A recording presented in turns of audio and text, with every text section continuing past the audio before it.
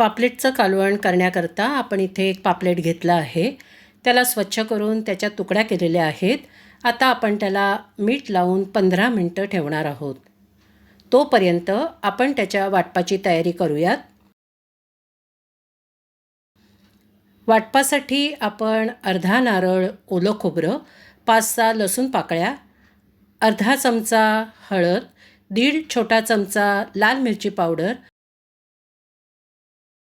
2 चमचे धने पावडर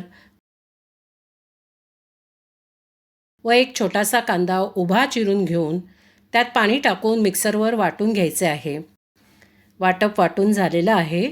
आपण ते एका ताटलीत काढूयात. आपण मिक्सरचं भांडं पाण्याने साफ करून ते पाणी वाटपात टाकायचं आहे. आता या वाटपामध्ये आपण तुकड्या टाकून ठेवायच्या आहेत, जेणेकरून कालवणाला चांगली चव येईल. त्यात आमसूलही 4 टाकायची आहेत. आता कढईत 3 चमचे गोडे तेल घेऊन त्यात 6-7 लसूण पाकळ्या ठेचून टाकायच्या आहेत. चवीसाठी पाव चमचा हिंग टाकायचा आहे. तुम्हाला आवडत असेल तर तुम्ही कढीपत्ताही टाकू शकता.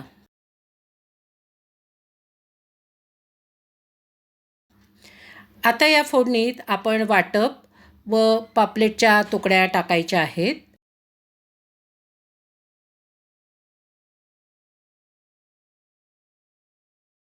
व लगेचच कढईवर झाकण टाकायचं आहे. झाकण काढून कालवण ढवळून घेऊयात.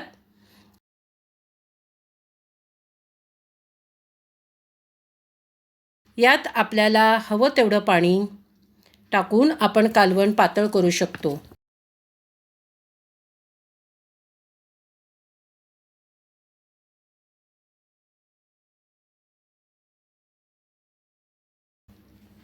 अंदाज घेऊन आपण यात 1 छोटा चमचा अजून लाल मिरची पावडर टाकत आहोत. याआधी आपण 1.5 छोटा चमचा टाकलेली आहे.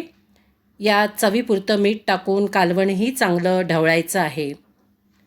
कालवणाला छान कलर आलेला आहे. आपण ते आता सर्व करूयात.